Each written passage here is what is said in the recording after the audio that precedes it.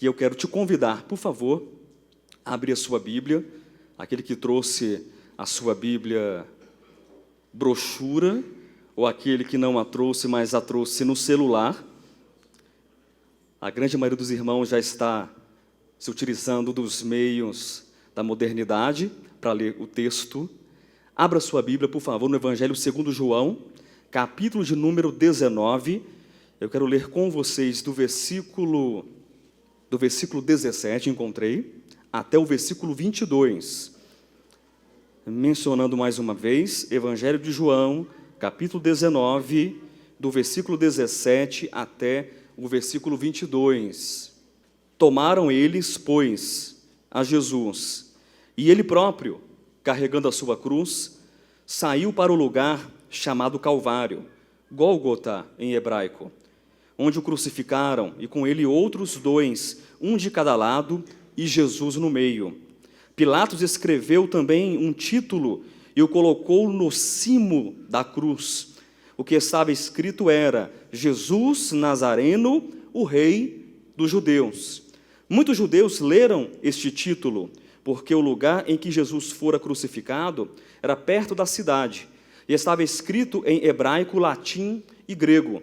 Os principais sacerdotes diziam a Pilatos: não escrevas, Rei dos Judeus, e sim que ele disse: sou Rei dos Judeus. Respondeu Pilatos: o que escrevi, escrevi.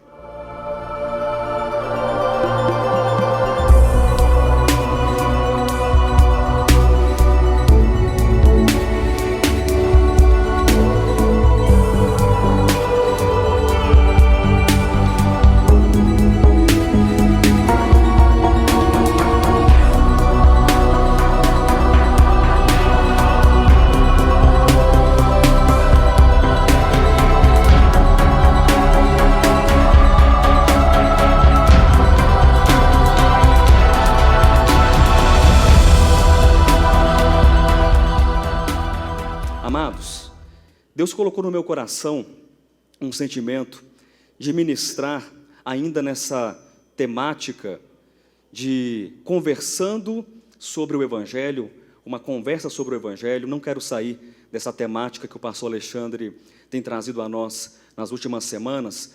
Deus colocou algo no meu coração que eu quero compartilhar com vocês.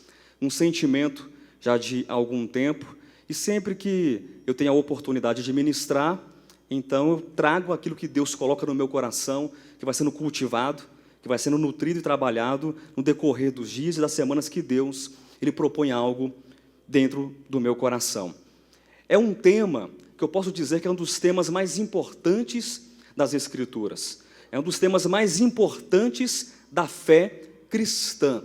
E observe com a devida atenção, quando eu digo fé cristã, eu já de antemão quero avisar a você que eu não estou me referindo ao cristianismo, mas eu me refiro à fé cristã como o conjunto daquilo que é revelado nos escritos que nós chamamos de Novo Testamento. Eu falo dos evangelhos de Mateus, de Marcos, de Lucas, de João, dos demais livros, das epístolas, do Apocalipse. Eu falo da fé transmitida por Cristo por intermédio dos evangelistas e dos seus apóstolos. Então esse tema que eu quero compartilhar é um dos temas centrais das Escrituras, é um dos temas centrais da fé cristã, e nós não poderíamos falar, preste atenção, sobre a ressurreição, nós não poderíamos falar sobre o nascimento da igreja, sobre o nascimento do novo homem, sobre a vitória de Cristo ressurreto, se nós não falássemos desse tema, porque afinal, esse tema, ele é o tema que prepara, que antecede a própria ressurreição. Então os irmãos já devem saber do que eu estou falando. É a morte de Cristo, é a cruz de Cristo, um tema importante. Pastor, mas será que realmente, pastor Josué, é necessário que o senhor venha falar sobre um tema tão conhecido, um tema, entre aspas, tão batido, e para outros, com aspas sobre as aspas, tão banal? Será que é necessário realmente? Porque eu entendo sobre a cruz de Cristo, eu sei falar sobre a cruz de Cristo. Qual a dificuldade? Eu poderia até mesmo resumir: Deus, soberano, todo-poderoso, um dia se fez carne. Ele andou entre os homens, teve um viver humano perfeito e correto, e aos 30 anos de idade, ele toma para si alguns discípulos, e ele tem um ministério de 3 anos e meio, e esse Deus encarnado, ele vai até a cruz, ele é levado até a cruz, ele morre, ele fica 3 dias e 3 noites no coração da terra, e ele ressuscita ao 3º dia, e ele está agora à destra de Deus, Todo-Poderoso Pai. Simples assim. Alguma dificuldade? Nenhuma dificuldade. Todo cristão, já na sua tenra idade de formação, como alguém chamado por Deus, saberia pontuar, saberia descrever aquilo que eu acabei de falar. Mas eu não quero que você se acostume tão somente a descrever a estrutura teológica, ou a contar, ou a recontar as histórias que nós vemos registradas nas Escrituras. Mas eu quero que você olhe com uma percepção aprofundada para o tema da cruz. Eu quero que você olhe com novos olhos, sempre. Eu quero que você olhe com uma perspectiva de atração, de magnetismo, de entusiasmo, de dependência, como se a cruz, de fato, ela fosse sempre presente na sua vida.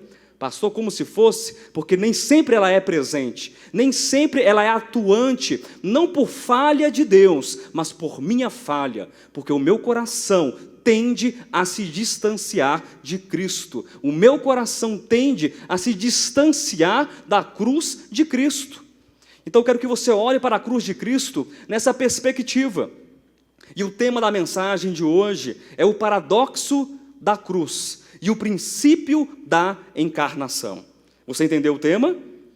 Daqui a pouco nós iremos entender um pouco melhor, no desdobrar, no desenvolvimento deste tema, como perceber a cruz na minha experiência.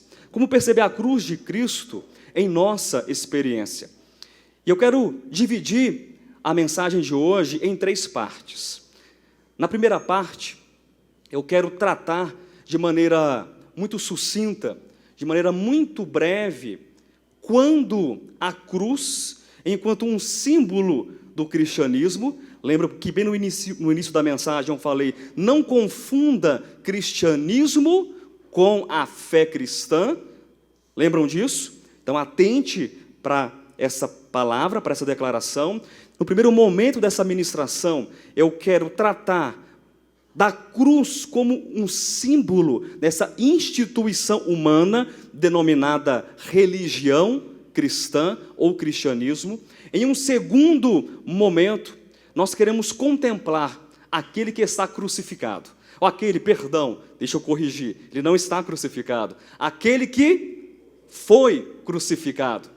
Eu quero que nós contemplemos o crucificado, aquele que foi crucificado, mas é preciso ter os olhos certos para ver a Cristo. Porque quando você olha para a cruz de Cristo, e aí nós nos deparamos com o título dessa mensagem, de acordo com a razão humana, de acordo com a lógica humana, a cruz de Cristo, ela é um paradoxo, ela é uma aparente contradição, porque eu vejo, humanamente falando, o quê? Um derrotado. O que mais que eu vejo na cruz? Eu vejo um verme carmesim, eu vejo um homem condenado, salpicado de sangue, humilhado. O que mais que eu vejo, humanamente falando? A fraqueza. O que mais que eu vejo? Me ajudem. Um aparente abandono, vergonha, humilhação, derrota, fraqueza, loucura, escândalo e tantos adjetivos e expressões que nós poderíamos utilizar para falar a respeito de uma visão racional, lógica e humana. Mas nós sabemos que os pensamentos de Deus não são como os nossos pensamentos. Nós também sabemos que o caminho de Deus, os caminhos do Senhor não são como os nossos caminhos, porque a fraqueza de Deus, a aparente fraqueza de Deus, ela é muito mais poderosa e forte do que qualquer coisa, do que a força dos homens. Então, nesse segundo momento, nós iremos contemplar o crucificado. E no terceiro momento dessa mensagem, nós precisamos olhar para a cruz, para o crucificado, para o paradoxo da cruz e entender nessa visão espiritual, com os olhos dos nossos corações abertos, como experimentar o princípio da encarnação. Amém, queridos? Então, me acompanhe nessa jornada, nessa travessia, contemplando a cruz de Cristo, o paradoxo da cruz e o princípio da encarnação. Se nós voltarmos muito tempo atrás na história da igreja, secularmente falando, mais precisamente no século IV da era chamada cristã, no ano 312, nós iremos observar que a história nos conta um episódio, apenas em síntese, não é aula de história, que o imperador Constantino esteve presente em uma batalha que ele saiu vitorioso. Mas antes dessa batalha, conhecida como a Batalha da Ponte Milvia, contra um outro imperador, Magêncio, no ano 312, no dia anterior, dizem os relatos históricos que Constantino teve um sonho. Veja bem, Constantino, não sei que comida eles comiam naquela época, do período, mas de repente era um tipo de feijoada do quarto século, dormiu de barriga cheia, com uma certa indisposição estomacal, e teve uma suposta revelação da parte de Deus. Ora, e o que foi que Constantino sonhou? Ele sonhou com um símbolo. Ele viu uma grande cruz. Ele viu uma cruz. E uma voz que dizia para Constantino: com este símbolo você vencerá. Dito e feito. No dia seguinte da batalha, Constantino, ele deu uma ordem para os seus subalternos, para os seus soldados, que pintassem a cruz, o ícone, a imagem da cruz, nos escudos. E ele saiu vitorioso. E desde lá, com o nascimento da igreja institucional, da igreja universal, da igreja católica, da igreja que se une agora de uma maneira muito mais íntima com o paganismo, porque há um casamento agora da igreja com Roma, da igreja com o paganismo. A cruz é símbolo de glória, a cruz é símbolo de vitória, mas não a glória divina, não a vitória divina, mas a glória humana e a vitória divina. Pastor, mas como assim? Preste atenção, olhe para a própria história. Quantas guerras foram travadas em nome da cruz? Muitas ou poucas guerras foram travadas em nome da cruz? Muitas. As cruzadas, as invasões, as conquistas, a própria conquista do novo mundo das Américas, em nome de Deus, em nome de um cristianismo, em nome da catequização, em nome de elevar as pessoas a um estado de que eles estão rasteiros, ultrapassados, ou de repente são primitivos. A cruz de Cristo, uma bandeira de vitória, mas pela espada, pelo aço, pela violência, pela mão opressora. Assim foi o nascimento do cristianismo. A cruz se tornou um símbolo de quê? De vitória, mas de força e de opressão. Mas interessante, queridos, que do século IV para cá, para o século XXI, quantos séculos nós temos? Que pulo? 17 séculos. A cruz ainda tem um significado para a cristandade. A cruz também tem um significado para o cristianismo. Há muitas pessoas, eu falei para o Josiel que eu iria utilizá-lo como exemplo disso, não é o caso do Josiel. Levante Josiel, na congregação, na Assembleia dos Santos, dos primogênitos de Deus, que utilizam a cruz no peito, que utilizam a cruz no pescoço, que utilizam a cruz como um amuleto, porque são supersticiosos, porque têm uma leitura religiosa, uma leitura contemplativa, mística da cruz. E são pessoas que passam diante de uma dita igreja, de uma capela, ou de uma basílica, ou de qualquer lugar que tem uma cruz e... Está certinho? Eu nunca fui católico. Não sei se é da esquerda para a direita, da direita para a esquerda, mas os irmãos entenderam. São pessoas místicas, pessoas que supervalorizam a cruz, que não é o caso do irmão Josiel, que não tem o menor apego, só acha bonitinho a imagenzinha aí, o crucifixo vazio. Mas há pessoas que têm esse entendimento. Pastor, e qual a síntese, então, de tudo isso que você falou até agora, do 4º século até agora? Há pessoas que acham que ser cristão é superar os outros. Há pessoas que acham que ser cristão é ser melhor do que os outros.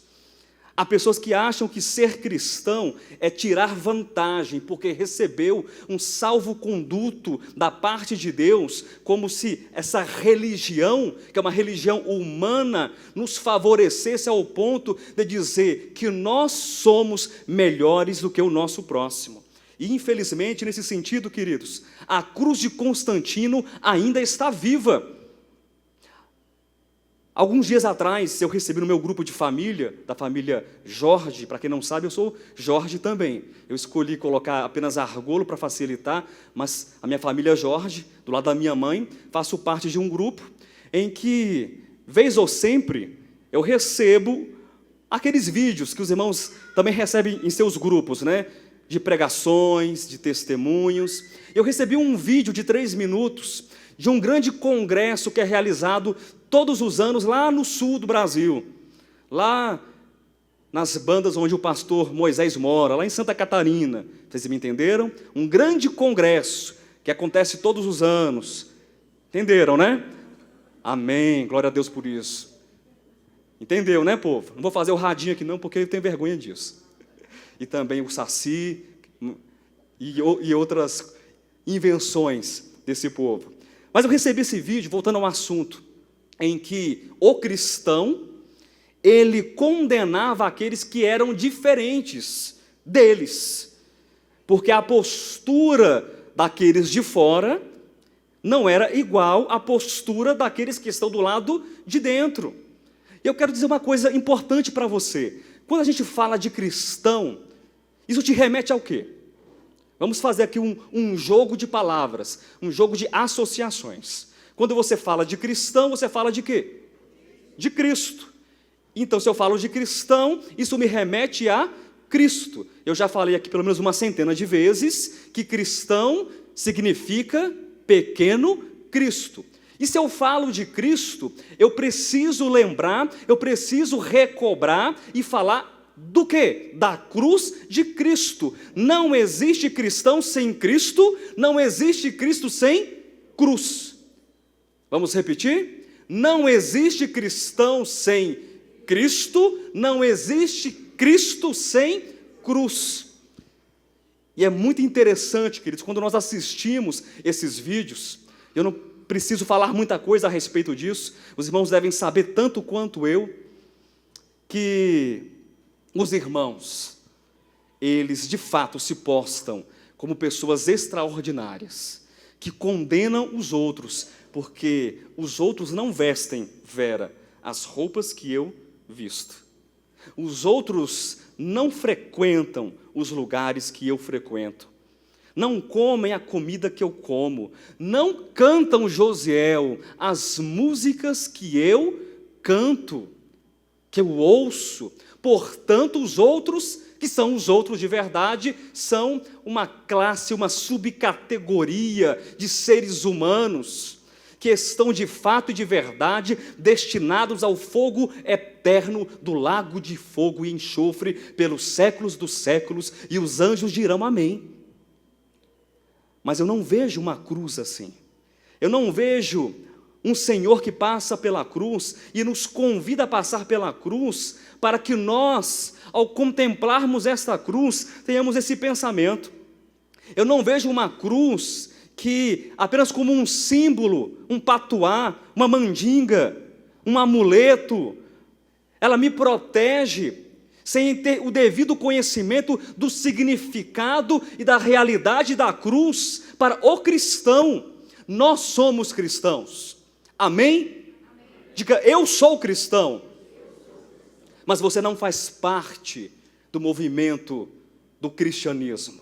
Você não faz parte do movimento pentecostal, você não faz parte do movimento que seja qualquer nome que se dê, de qualquer tipo de denominação. Nós, em nossa simplicidade, nós por decisão e escolha, pela graça e misericórdia de Deus, nós estamos completamente satisfeitos em dizer que nós somos cristãos, porque temos Cristo, e Cristo é aquele que desceu da cruz. Não fisicamente, mas ele saiu da cruz. Ele não foi retido na cruz. E esta cruz, que é a segunda parte da mensagem agora que eu quero entrar com vocês, ela precisa fazer com que eu considere algumas coisas. E eu quero te levar, meu querido irmão e minha irmã, a considerar essas verdades, que são importantes para nós.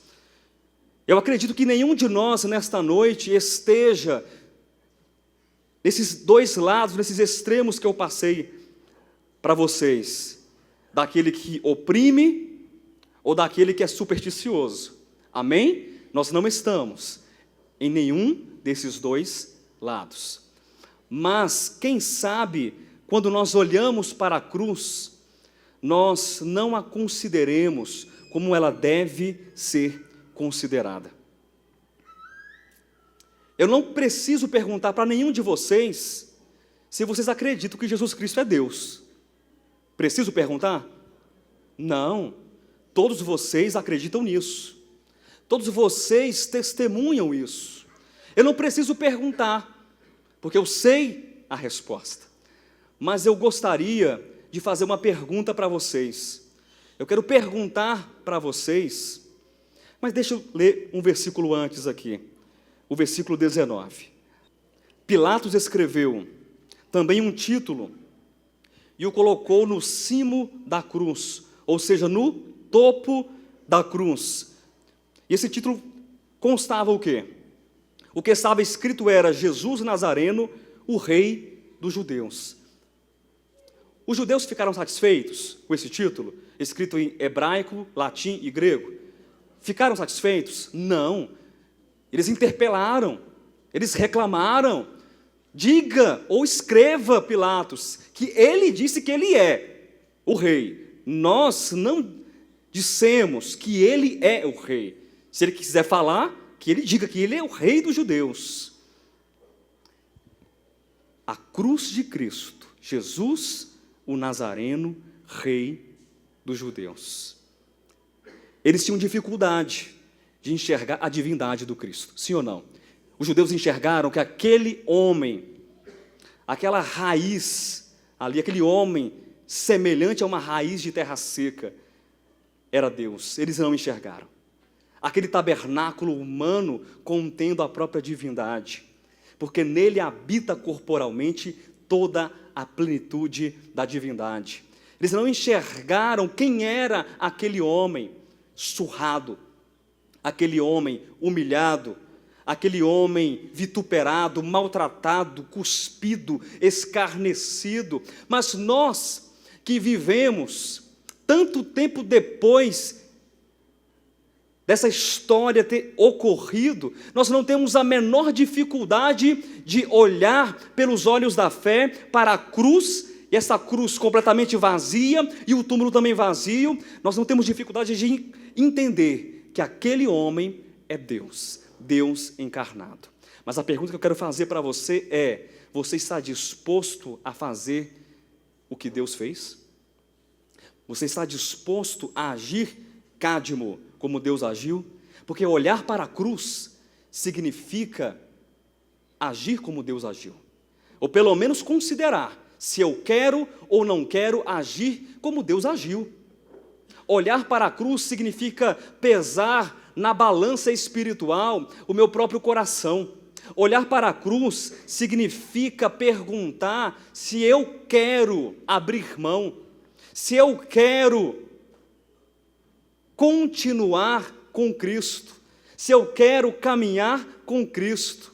Olhar para a cruz significa entender que a cruz não era um instrumento de tortura, embora aquele que fosse crucificado e pregado na cruz, em qualquer cruz que fosse, eu não me refiro apenas à cruz de Cristo, não era apenas uma tortura, mas era para ser exterminado, aniquilado. Olhar para a cruz significa perguntar se no meu coração existe espaço para o Evangelho de Deus, se no meu coração existe espaço para o verdadeiro Evangelho que diz assim: você precisa abrir mão de você mesmo, você precisa amar o teu próximo, você precisa orar por aqueles que te perseguem, amar os seus inimigos. Olhar para a cruz é considerar e reconsiderar as minhas atitudes. Então, é essa pergunta que eu faço para vocês. Se nós estamos dispostos a agir como Deus agiu. Pastor, besteira, pastor Josué. Que coisa mais sem propósito, sem futuro. Agir como Deus. Nós não somos Deus, eu sei que nós não somos Deus. Mas já leu aquele texto de Paulo aos Filipenses, capítulo 2, versículo 5? Quem poderia recitar esse texto? Tende o quê? Então eu não entendo esse texto. Eu não entendo esse texto. Eu não entendo esse chamamento. Eu não entendo esse tipo de cristianismo. Eu não entendo esse ser cristão, que eu não considero, não levo dentro do meu coração como verdade absoluta o ser semelhante, o ter o mesmo sentimento que houve em Cristo Jesus, porque eu estou mais preocupado em não perder, eu estou mais preocupado em não abrir mão de mim mesmo. Nós avaliamos o Evangelho, nós avaliamos as pessoas, nós avaliamos tudo aquilo que nós fazemos e as pessoas que estão ao nosso redor de acordo com o nosso coração carnal. E precisamos aprender a colocar o coração carnal na cruz de Cristo. Porque a cruz de Cristo não vai maltratar o meu coração carnal. A cruz de Cristo, ela não vai flagelar meu coração carnal. A cruz de Cristo não vai torturar o meu coração carnal. A cruz de Cristo vai aniquilar o meu coração carnal. E eu preciso de aniquilação, eu preciso de mortificação, eu preciso de um encontro experiencial com a cruz de Cristo todos os dias da minha vida. Então o paradoxo, ele começa a se abrir diante dos meus olhos. Aquilo que é uma aparente contradição começa a ser revelado diante dos meus olhos. E a lógica humana, graças a Deus, ela cai por terra. A racionalidade humana cai por terra, porque eu considero a cruz de Cristo e passo a assumir a cruz de Cristo como uma verdade que eu preciso viver. Uma verdade que eu preciso ter trabalhada dentro de mim. Mas o grande problema, queridos, é que nós quantificamos as nossas ações. Como assim, pastor Josué? O que significa quantificar? Porque eu pergunto, se eu tiver que ajudar o Josiel, o que é que eu vou ganhar? Porque afinal de contas eu não sou nem tão amigo do Josiel. Vocês sabiam disso, né? Se eu tiver que prestar um auxílio para a Andresa, o que é que eu vou perder? Vou ganhar? Vou perder? Ou vou ganhar? Ou vou perder? Se eu tiver que ficar calado em um momento em que meu coração é consumido por uma ira feroz, o que é que eu vou ganhar? O que é que eu vou perder? Se eu tiver que escutar o nome, pense aí no pior palavrão que você conhecer. Eu conheço poucos palavrões, sou um homem muito santo, reservado e recatado. Não tenho nem coragem de pensar nessas coisas. Mas se eu tiver que ficar calado, Cádimo, filho de Deus, quando eu for insultado, xingado, o que eu vou ganhar ou vou perder? Tem gente que em briga de trânsito só fica calado quando sai um negão de 2 metros de altura do outro carro, colocando a mão no bolso assim. Não, senhor, está tudo bem, essa batida aqui não foi nada. Mas, se fosse um bichinho pequeno como eu, né? Rapaz, a surra o couro era grande. Sim ou não, pessoal? Batia ou não batia no Josué? Homem dessa estatura tem razão? Não tem. Não tem, jamais. Mas aí você fica calado e você fala, ganhar ou perder. Queridos, nós somos assim. Eu sou assim. Sou pequeno, mas sou bravo. E de vez em quando eu encontro alguns que são menores do que eu. Cadê o Gilson? Não é verdade, Gilson? E a minha grande felicidade, eu gosto de falar isso. Eu sempre venho todos os domingos para cá com muita alegria no coração, porque eu sei que o Gilson vai estar aqui. Eu tenho 1,65 m, acho que o Gilson deve ter 1,50 m, ou um pouco menos, eu não sei. Mas é brincadeira. Queridos, mas voltando à seriedade do assunto. Nós somos assim. Essa é a cruz de Constantino. É uma cruz que está viva, que diz que você precisa ganhar. Você deve ser vitorioso, você deve sempre ter a razão. A cruz está bem na frente do seu escudo, para você atropelar, para você empurrar, para você maltratar, para você esmagar as pessoas. Mas a cruz de Cristo não é essa que o mundo apregoa, que a religião apregoa. A cruz de Cristo é uma cruz que mortifica, é uma cruz que nos une ao sentimento de perdão, de abnegação, de socorro, de reconciliação, de ajuda, de paz, de aproximação. A cruz de Cristo, ela une Deus aos homens, ela une os homens a Deus, ela une todos os tempos, todas as eras, todos os séculos, todos os povos. A cruz de Cristo deve conquistar o meu coração, e eu preciso estar crucificado com Cristo. A minha carne deve estar crucificada com Cristo. Mas eu repito, o nosso grande problema é que nós achamos que somos bons demais. Viu, irmã Vera, você acha que você é boa demais, e por isso você não quer perder. Viu, Nayana? Você acha que você é o último biscoito do pacotinho, e por isso você não quer perder. O Jailson, então, ele acha que é a bala que matou John Lennon, e ele não quer perder, e não vai perder. E eu pergunto a vocês, Igreja do Senhor, quando você olha para a cruz, agora contemple neste momento Cristo antes da sua ressurreição, ok? Vamos fazer isso? Contemple o crucificado, o verme carmesim do Salmo 22, o Salmo profético, Salmo messiânico. Você vê um Senhor ali? Não precisa responder, apenas pense e pondere. Você vê um rei? Você vê o Criador do universo? Você vê o arquiteto das galáxias? Você vê aquele que teceu cada órgão seu, que faz seu coração pulsar e bobear sangue por todo o seu corpo? Você vê aquele que é o mesmo que fez cada um dos bilhões e bilhões de neurônios que estão aí no seu cérebro?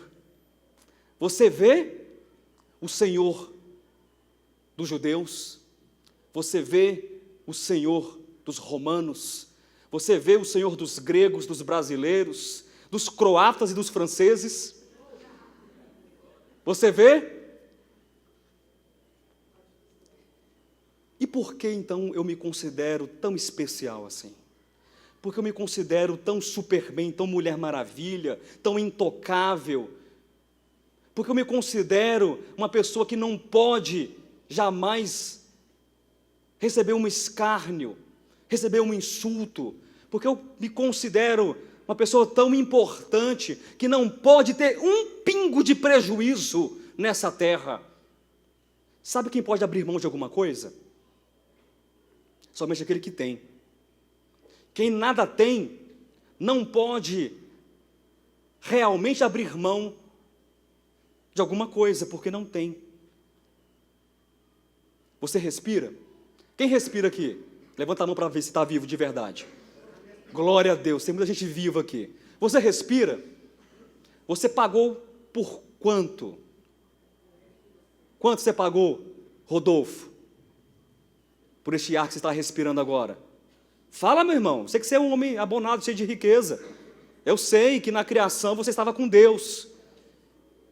Lá no princípio você estava com Deus, e você já, sim, você não é o Criador, mas você já estava com Deus na criação, e você falou assim para Deus, para a divindade: olha, todo o ar que eu vou consumir na minha existência, eu já vou pagar agora para o Senhor.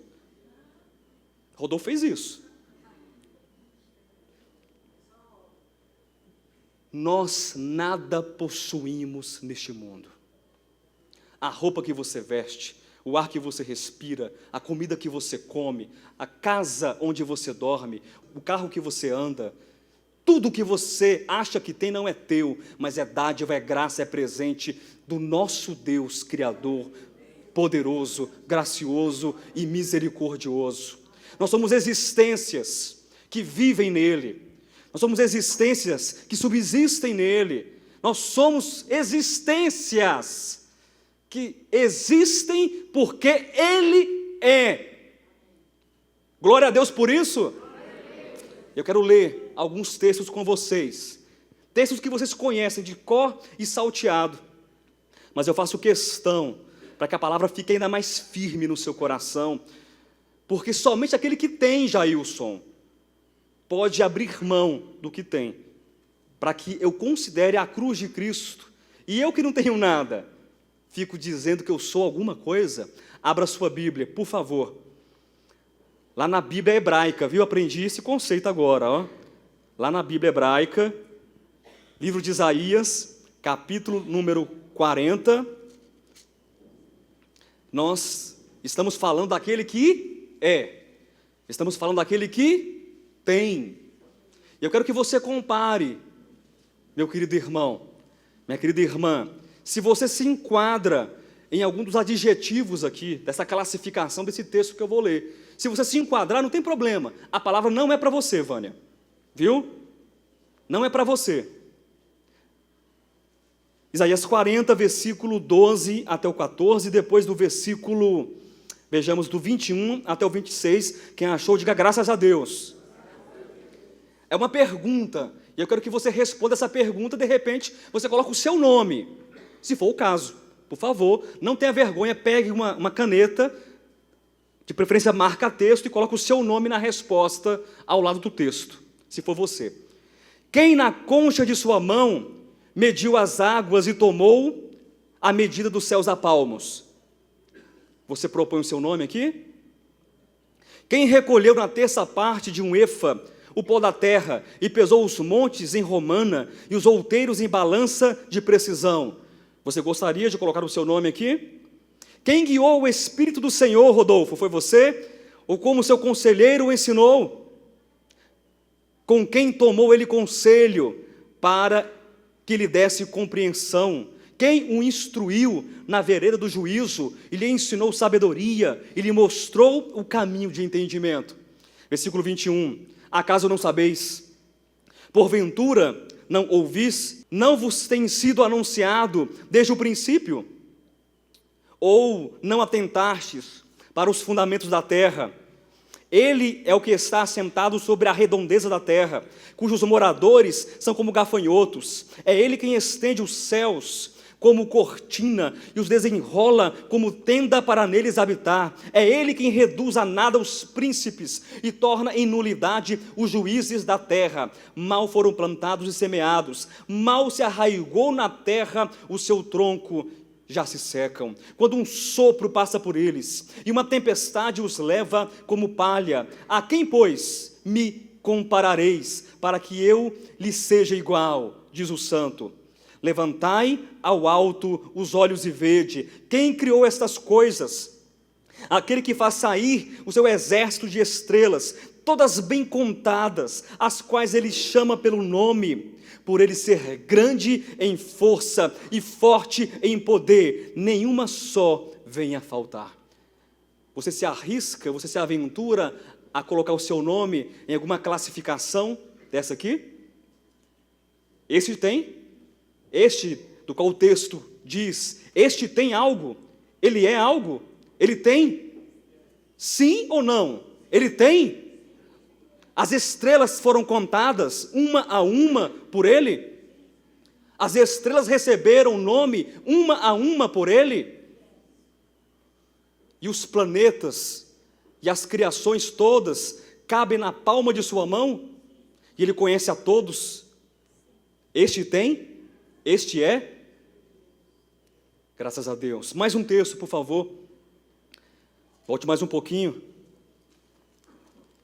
Jó, capítulo de número 38, do versículo 4 até o versículo 11. Acharam, queridos? Onde estavas tu quando eu lançava os fundamentos da terra? Quem é este que pergunta aqui?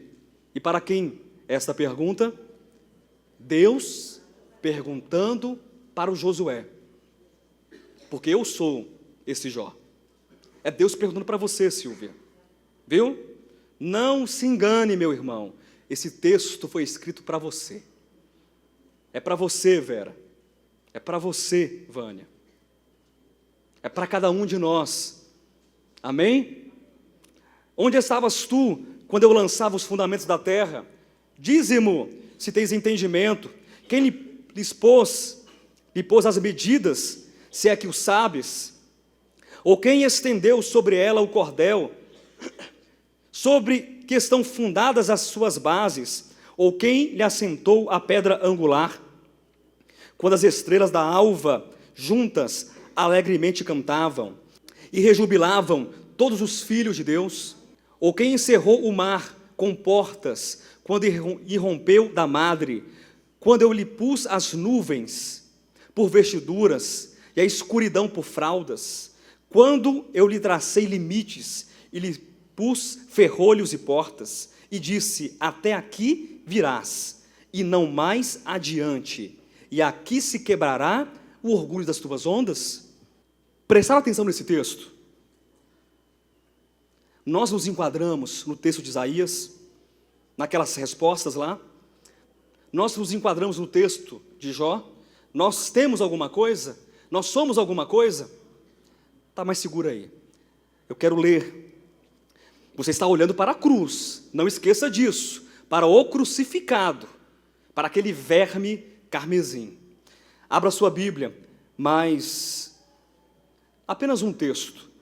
Havia escolhido outro texto, mas apenas mais um texto. Mateus, capítulo de número 27, versículos 37 até o 44. Por cima da sua cabeça puseram escrita a sua acusação. Vejam, qual foi a acusação? Este é Jesus, o rei dos judeus. Olha o crucificado aqui. E foram crucificados com ele 2 ladrões, uma à sua direita e outro à sua esquerda. Vocês acham que isso foi uma posição de honra? Ser crucificado e do lado esquerdo um ladrão, do lado direito um outro malfeitor? Muita honra, não é verdade? Os que iam passando o elogiavam e diziam, ó Senhor da glória, Sol da justiça, bendito de Deus. Não, os que iam passando reconheciam nele o arquiteto do universo, o Criador dos céus e da terra, aquele que estendeu o cordel, aquele que fez todas as coisas, que criou o homem e fez o espírito do homem dentro dele, que fez as estrelas e contou as estrelas e deu nome às estrelas. Não.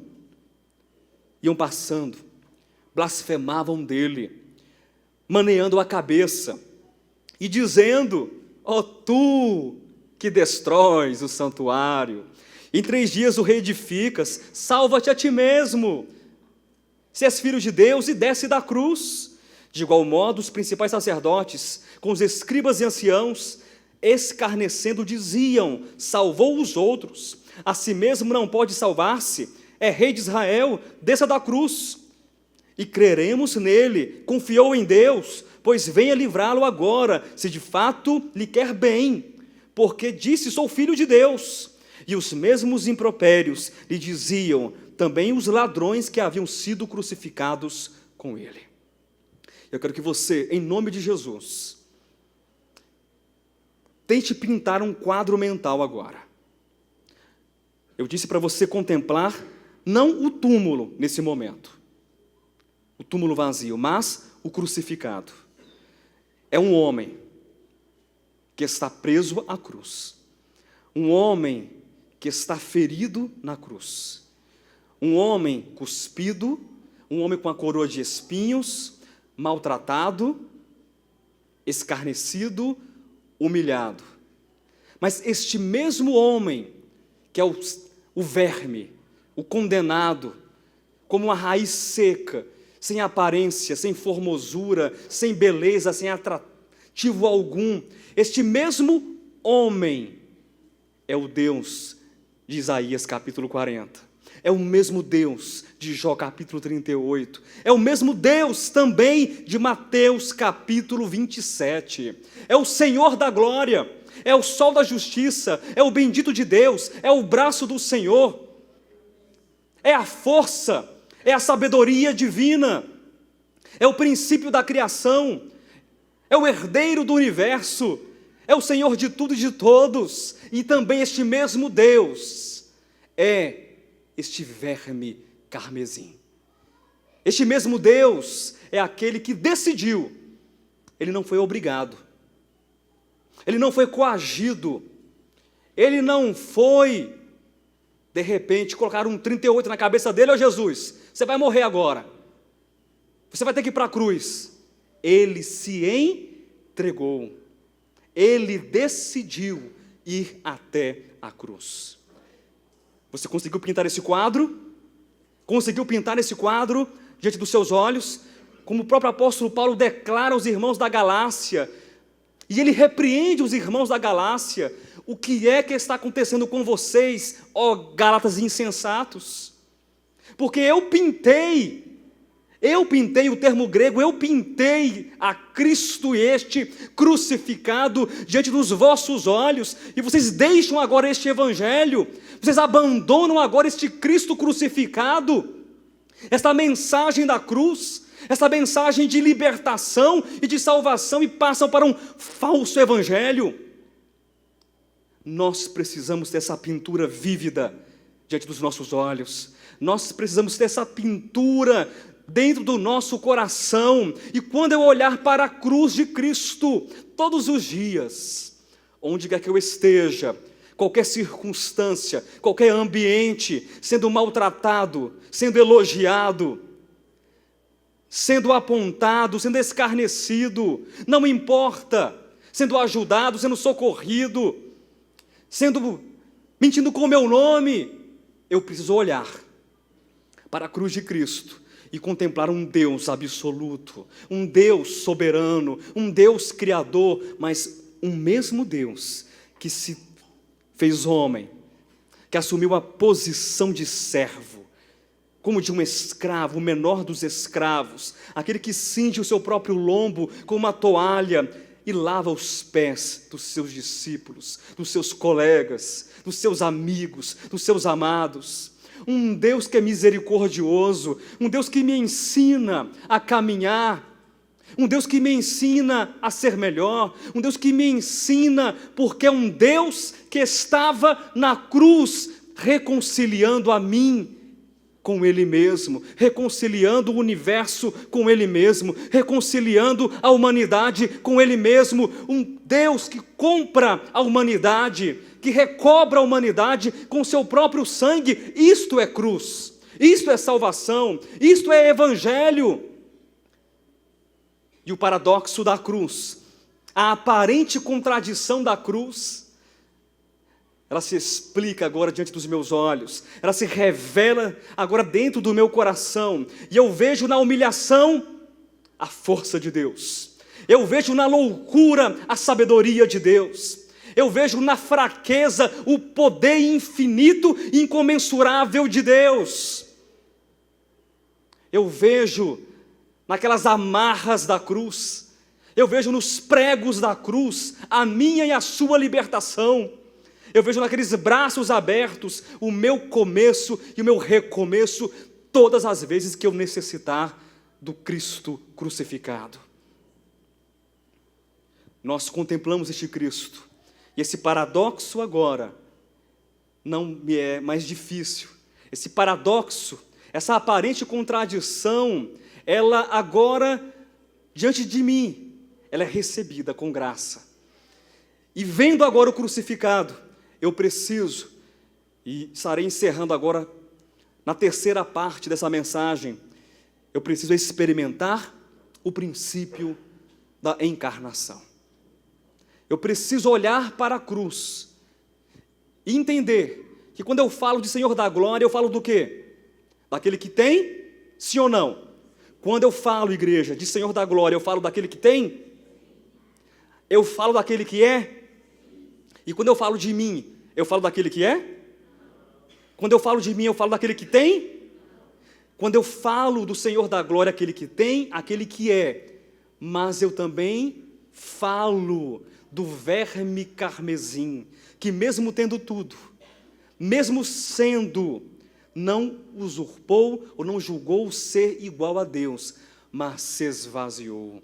Aí está o princípio da encarnação. E eu que não tenho nada, e eu que não sou nada, agora eu vou perseguir esta mensagem, vou atrás dessa mensagem, vou viver essa mensagem da cruz, porque aquele que tem e aquele que é, se despiu, se esvaziou, e eu que não tenho e que não sou, eu posso me despir, me esvaziar, me humilhar, recomeçar, perdoar e aprender com esse Deus soberano, com esse Senhor da glória. Eu quero ler alguns textos com vocês. Nós adentramos agora na última etapa dessa ministração, que é experimentarmos o princípio da encarnação. Mateus capítulo 16, versículo 24. Acharam, queridos? Eu quero compartilhar brevemente alguns elementos que nós precisamos entender e experimentar. No princípio da encarnação, eu preciso ter esses elementos. Eu preciso ter essas verdades dentro de mim. Então disse Jesus a seus discípulos: se alguém quer vir após mim, a si mesmo se negue, tome a sua cruz e siga-me. Abra também em João, voltemos para o Evangelho de João, lá um pouquinho na frente, capítulo de número 12, versículo 24. João 12, 24, em verdade vos digo, se o grão de trigo caindo na terra não morrer, fica ele só, mas se morrer, produz muito fruto. Mateus e João, eu quero que você preste atenção e repita cada uma dessas palavras. Quando nós olhamos para o paradoxo da cruz, para o Cristo crucificado, eu preciso considerar na minha experiência, diga, negar a mim mesmo. Diga, tomar a minha cruz. Diga, seguir a Cristo. E agora, se você tiver os olhos do coração abertos e o espírito exercitado, diga, morrer também. Não é fácil. Não pense que é fácil. Negar a si mesmo. Negar a si mesmo. Como eu faço para negar a mim mesmo? Quando você enxerga o outro. Porque enquanto eu enxergar apenas a mim mesmo, eu não vou conseguir me negar. Porque nada mais importa nessa terra. Nada mais importa neste mundo, apenas o meu umbigo importa.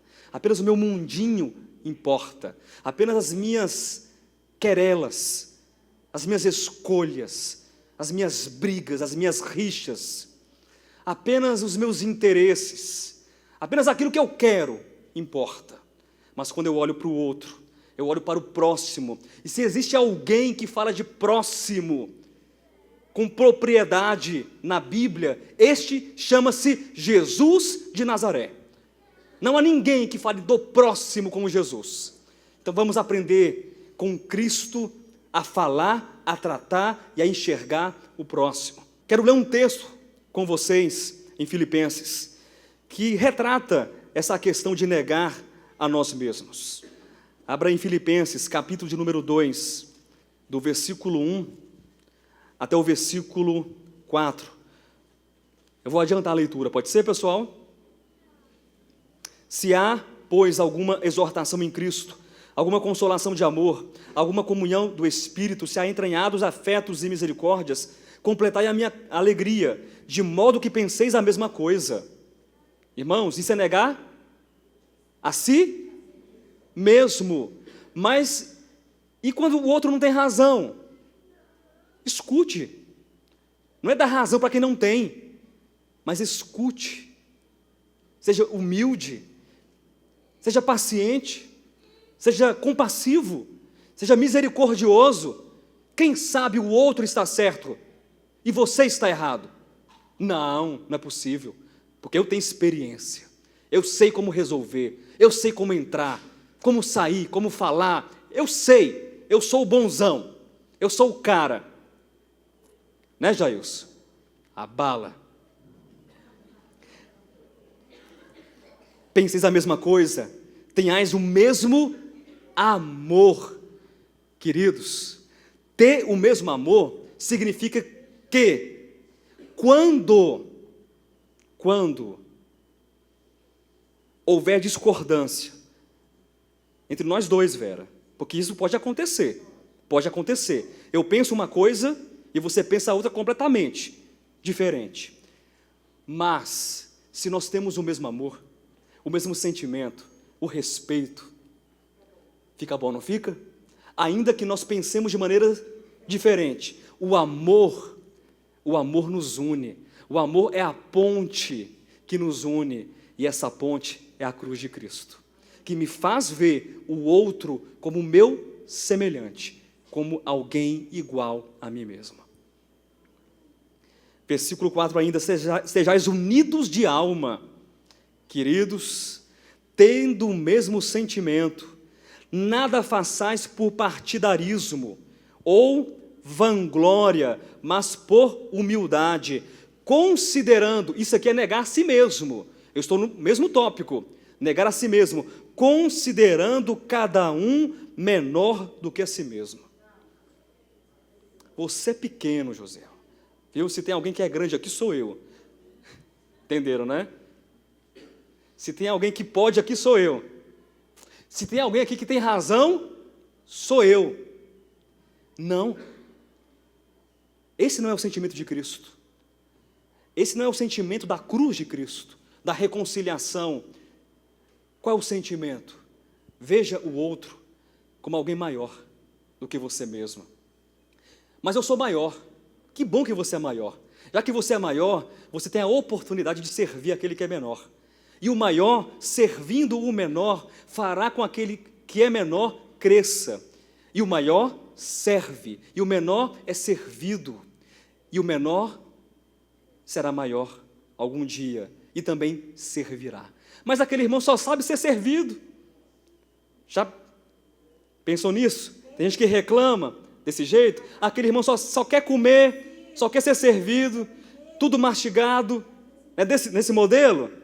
E eu vou ajudar, e eu vou abrir a Bíblia para ensinar, e eu vou ter paciência com ele, eu vou na casa dele para dar estudo bíblico para ele, eu vou atender no WhatsApp e explicar um texto desse como esse, gente, todo mundo está entendendo, eu vou explicar isso para ele. Sirva, você foi chamado para servir, você foi chamado para doar, você foi chamado para compartilhar, você foi chamado para ter no seu coração a cruz de Cristo. Isso é negar a si mesmo. Mas nós caminhamos ainda mais, e negar a si mesmo nos leva a tomar a própria cruz. A própria cruz. Colossenses. Estão se cansando dos textos? Tem alguém cansado aqui nessa noite? E vai dizer para o pastor Josué? Jamais, né? Negue a si mesmo. Tome a sua cruz e suporte. Colossenses capítulo número 3, versículos 5 e 8. Tomar a sua cruz, Fazei, pois, viver a vossa natureza terrena, deixa ela esperta, viva, corajosa, falante. Não é isso, não? Mas eu sou ruim de leitura, hein, irmãos? Eu preciso entrar num curso de leitura. Alguém pode me indicar? Fazei, pois, morrer a vossa natureza terrena. Se alguém não tem essa natureza, desconsidere, que não é para você. Para mim, eu tenho certeza que é esse texto. Prostituição, impureza, paixão, lasciva, desejo maligno, avareza, que a idolatria é para o senhor, pastor Josué? Sim, é para mim. Se não é para você, então prossiga com Deus. Versículo 8. Agora, porém, despojai-vos igualmente de tudo isto: ira, indignação, maldade, maledicência, linguagem obscena do vosso falar. Ninguém foi pego nesse ponto aqui. Ninguém. Ninguém. Esse versículo aqui não se aplica a ninguém, graças a Deus. Mas para aqueles que se aplicam, que não são da nossa comunidade, que não são dessa Assembleia de Santos, os primogênitos herdeiros eleitos do Senhor, antes da fundação do mundo, então as pessoas que estão escutando esse texto, por favor, considerem a cruz de Cristo, o negar a si mesmo, tomar a sua cruz e mortificar a sua natureza terrena. Amém? Prosseguindo, seguir a Cristo. Fácil ou difícil seguir a Cristo? Muito difícil. Eu procurei um texto, eu confesso a vocês que eu procurei um texto que conseguisse abarcar, conseguisse sintetizar o pensamento de Cristo. E há muitos textos importantes que eu poderia citar para sintetizar esse pensamento. E eu reservei para o nosso prazer, para a nossa alegria e satisfação, o início do Sermão da Montanha. Mateus capítulo 5. Deixe-me ler para vocês a partir do versículo 3 até o versículo 11. Isso é seguir a Cristo. Seguir a Cristo é ser bem-aventurado. Amém? Vocês estão tristes com negar a si mesmo? Estão tristes em tomar a sua própria cruz? E seguir a Cristo, então, nem pensar, né? Seguir a Cristo é ser um bem-aventurado. Diga amém por isso. Bem-aventurados os humildes de espírito, porque deles é o reino dos céus. Bem-aventurados os que choram, porque serão consolados. Bem-aventurados os mansos, porque herdarão a terra. Bem-aventurados os que têm fome e sede de justiça, porque serão fartos. Bem-aventurados os misericordiosos, porque alcançarão misericórdia. Bem-aventurados os limpos de coração, porque verão a Deus. Bem-aventurados os pacificadores, porque serão chamados filhos de Deus. Bem-aventurados os perseguidos por causa da justiça, porque deles é o reino dos céus. Bem-aventurados sois, quando por minha causa vos injuriarem e vos perseguirem, e mentindo disserem todo mal contra vós. Isto é seguir a Cristo, é ser um bem-aventurado, é ser um pacificador, é ser manso, é ser alguém que tem a justiça divina dentro de si mesmo, é alguém que, mesmo sendo perseguido, injuriado, maltratado, e mentindo com o seu nome, você não vai tirar satisfação, não, mas você vai levar o dano, o dolo e o prejuízo, e ainda mais se for por conta e por causa do Evangelho de Cristo Jesus, o nosso Senhor. Então, negar a si mesmo, tomar a sua cruz e seguir a Cristo, nos leva consequentemente e finalmente a morrer. Alguém que está nessa situação, que nega a si mesmo, que toma a sua própria cruz, que segue a Cristo desta maneira, ele experimenta o morrer com Cristo. E o grão de trigo ele cai, ele morre, ele perece. E ponto final, né, queridos? João 12, 24, não é isso? O grão de trigo caindo na terra, ele morre. E aí Deus olha lá do céu, Deus fala, coitadinho, que pena, né? Perdeu, morreu, caput. É isso? Se o grão de trigo cair na terra, ele não morrer, então ele precisa o quê? Morrer. Você quer ser um multiplicador? Quem quer ser um multiplicador? Não é G12 não, irmãos. Ser multiplicador de fé. Quer ser um multiplicador de esperança? Quer ser um multiplicador da mensagem da cruz? Quer ser um multiplicador? Negue a si mesmo. Quer ser um multiplicador? Tome a sua cruz. Quer ser um multiplicador? Siga a Cristo. Quer ser um multiplicador? Morra todos os dias, sendo crucificado em Cristo Jesus e com Cristo Jesus.